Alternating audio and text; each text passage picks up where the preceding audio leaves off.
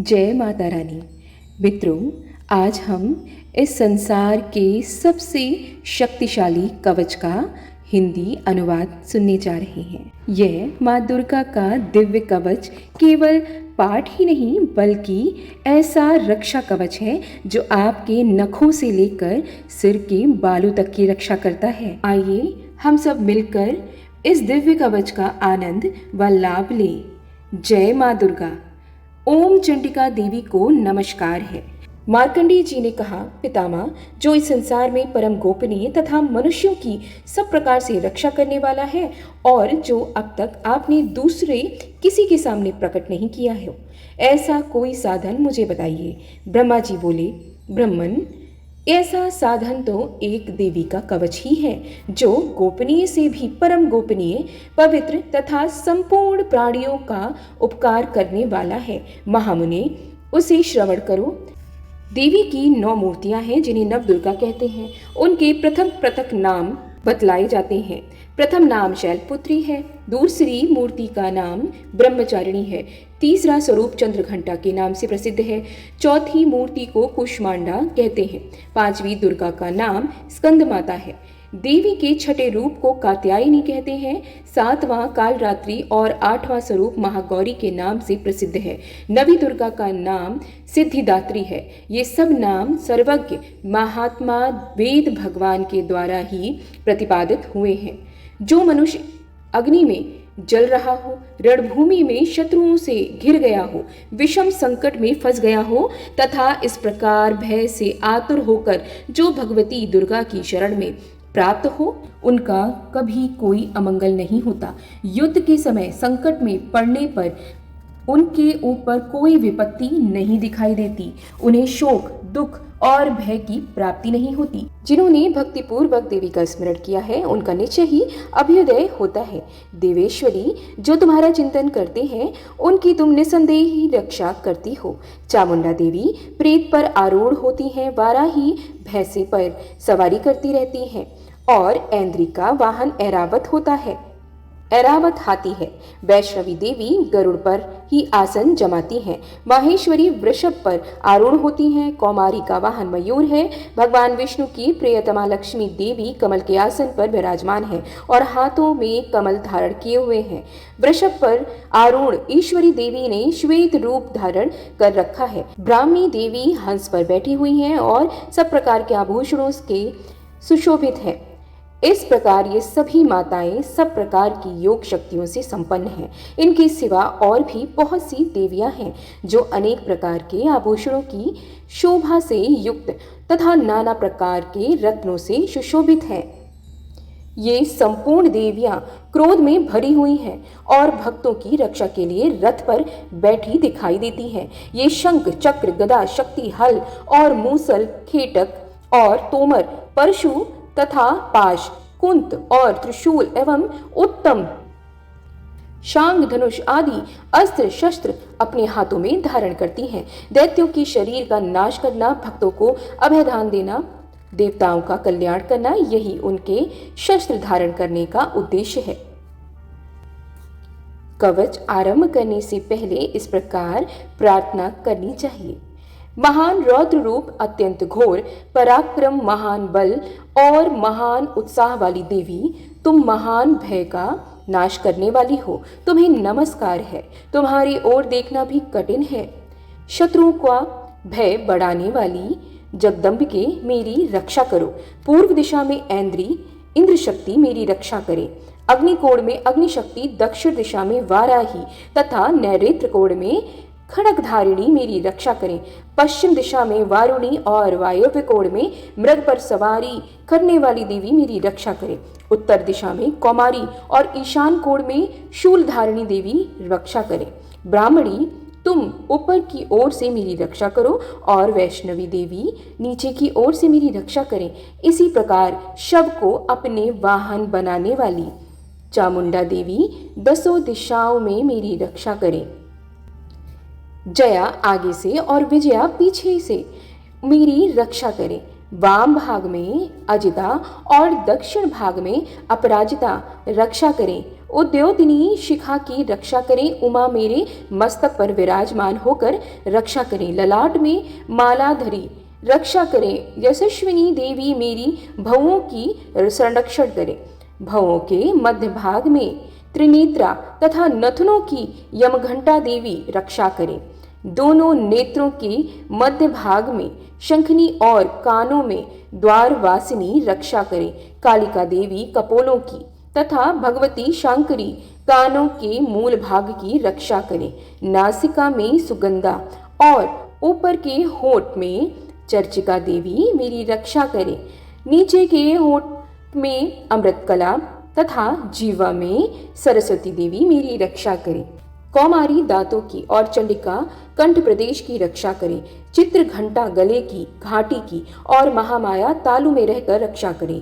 कामाक्षी ठोड़ी की और सर्वमंगला मेरी वाणी की रक्षा करें, भद्रकाली ग्रीवा में और धनुर्धरी पृष्ठवंश मेरुदंड में रहकर रक्षा करें, कंठ के भारी भाग में नील ग्रीवा और कंठ की नली में नलकुबरी रक्षा करें, दोनों कंधों में खड़गनी और मेरी दोनों भुजाओं की वज्रधारिणी रक्षा करें, दोनों हाथों में दंडिनी और अंगुलियों में अंबिका रक्षा करें, शूलेश्वरी नखों की रक्षा करें, कुलेश्वरी कुक्षी पेट में रहकर रक्षा करें, महादेवी दोनों स्तनों की और शोक विनाशिनी देवी मन की रक्षा करें, ललिता देवी हृदय में और शूलधारिणी उदर में रहकर रक्षा करें, नाभि में कामिनी और कुहाभाग की गुहेश्वरी रक्षा करें, पूतना और कामिका लिंग की और महिषवाहिनी गुदा की रक्षा करें, भगवती कटिभाग में और विंध्यवासिनी घुटनों की रक्षा करें, संपूर्ण कामनाओं को देने वाली महाबला देवी दोनों पिंडलियों की रक्षा करें, नारसिंही दोनों घुट्टियों की रक्षा करें और तेजसी देवी दोनों चरणों के पृष्ठभाग की रक्षा करें, श्री देवी पैरों की उंगलियों में और तलवासिनी पैरों के तलुओं में रहकर रक्षा करें, अपनी दाढ़ों के कारण भयंकर दिखाई देने वाली दंष्ट्रा कराली नखों की और ऊर्ध्व केशनी देवी केशों की रक्षा करें, रोमवलियों के छिद्रों में कौबेरी और त्वचा की वागेश्वरी देवी रक्षा करें, पार्वती देवी रक्त मज्जा वसा मांस हड्डी और मेद की रक्षा करें, आंतों की कालरात्रि और पित्त की मुकुटेश्वरी रक्षा करें, मूलाधार आदि कमल कोशों में पद्मावती देवी और कफ में चूड़ामणि देवी स्थित होकर रक्षा करें, नख के तेज की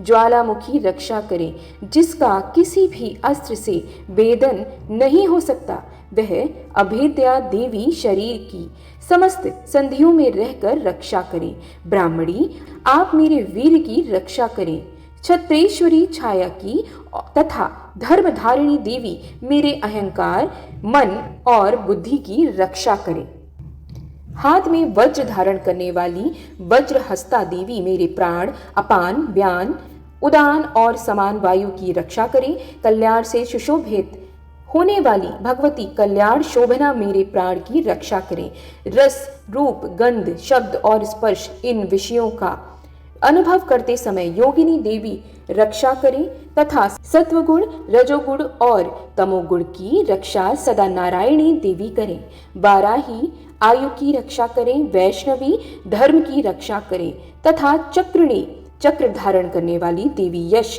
कीर्ति लक्ष्मी धन तथा विद्या की रक्षा करें, इंद्राणी आप मेरे गोत्र की रक्षा करें, चंडिके तुम मेरे पशुओं की रक्षा करो, महालक्ष्मी पुत्रों की रक्षा करें और भैरवी पत्नी की रक्षा करें, मेरे पथ की सुपता तथा मार्ग की क्षेमकरी रक्षा करें, राजा के दरबार में महालक्ष्मी रक्षा करें तथा सब ओर व्याप्त रहने वाली विजया देवी संपूर्ण भयों से मेरी रक्षा करें, देवी जो स्थान कवच में नहीं कहा गया अतएव रक्षा से रहित है वह सब तुम्हारे द्वारा सुरक्षित हो, क्योंकि तुम विजयशालिनी और पाप नाशिनी हो, यदि अपने शरीर का भला चाहे तो मनुष्य बिना कवच के कहीं एक पग भी नहीं जाए, कवच का पाठ करके ही यात्रा करे, कवच के द्वारा सब ओर से सुरक्षित मनुष्य जहाँ जहाँ भी जाता है वहाँ वहाँ उसे धन लाभ होता है तथा संपूर्ण कामनाओं की सिद्धि वाली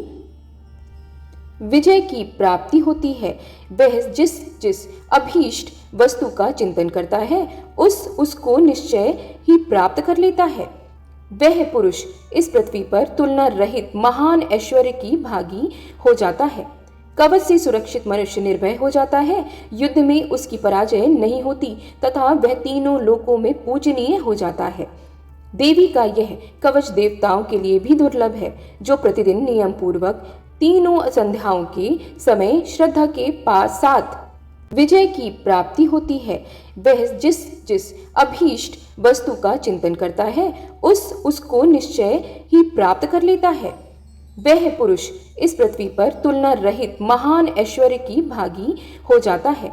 कवच से सुरक्षित मनुष्य निर्भय हो जाता है। युद्ध में उसकी पराजय नहीं होती तथा वह तीनों लोकों में पूजनीय हो जाता है। देवी का यह कवच देवताओं के लिए भी दुर्लभ है, जो प्रतिदिन नियम पूर्वक तीनों संध्याओं के समय श्रद्धा के साथ इसका पाठ करता है, उसे दैवी कला प्राप्त हो जाती है तथा वह तीनों लोकों में कहीं भी पराजित नहीं होता। इतना ही नहीं, वह अकाल मृत्यु रहित हो 100 से भी अधिक वर्षों तक जीवित रहता है। मकड़ी, चेचक और कोढ़ आदि उसकी संपूर्ण व्याधियां नष्ट हो जाती हैं। कनेर, भांग, अफीम, धतूरे आदि का स्थावर विष, सांप और बिच्छू आदि के काटने से चढ़ा हुआ जंगम विष तथा अहिफेन और तेल के संयोग आदि से बनने वाला कृत्रिम विष, ये सभी प्रकार के विष दूर हो जाते हैं। उनका कोई भी असर नहीं होता। इस पृथ्वी पर मारण, मोहन आदि जितने अभिचारिक प्रयोग होते हैं तथा इस प्रकार के जितने मंत्र यंत्र होते हैं, वे सब इस कवच को हृदय में धारण कर लेने पर उस मनुष्य को देखते ही नष्ट हो जाते हैं। यही नहीं, पृथ्वी पर विचरने वाले ग्राम देवता, आकाशचारी देव विशेष, जल के संबंध से प्रकट होने वाले गण, उपदेश मात्र से सिद्ध होने वाले निम्न कोटि के देवता, अपने जन्म के साथ प्रकट होने वाले देवता, कुल देवता, माला, कंठमाला, डाकिनी, शाकिनी, अंतरिक्ष में विचरने वाली अत्यंत बलवती भयानक डाकनियां, ग्रह, भूत, पिशाच, यक्ष, गंधर्व, राक्षस, ब्रह्म राक्षस, बेताल, कूष्मांड और भैरव आदि अनिष्टकारक देवता भी हृदय में कवच धारण किए रहने पर उस मनुष्य को देखते ही भाग जाते हैं। कवचधारी पुरुष को राजा से सम्मान वृद्धि प्राप्त होती है। यह कवच मनुष्यों के तेज की वृद्धि करने वाला और उत्तम है। कवच के पाठ करने वाला पुरुष अपनी कीर्ति से विभूषित भूतल पर अपनी सुयश के साथ साथ वृद्धि को प्राप्त होता है। जो पहले कवच का पाठ करके उसके बाद सप्तशती चंडी का पाठ करता है, उसकी जब तक वन, पर्वत और काननों सहित यह पृथ्वी टिकी रहती है, तब तक यहाँ पुत्र पौत्र आदि संतान परंपरा बनी रहती है। फिर देह का अंत होने पर वह पुरुष भगवती महामाया के प्रसाद से उस नित्य परम पद को प्राप्त हो जाता है, जो देवताओं के लिए भी दुर्लभ है। वह सुंदर दिव्य रूप धारण करता है और कल्याण में शिव के साथ आनंद का भागी होता है। जय माता रानी।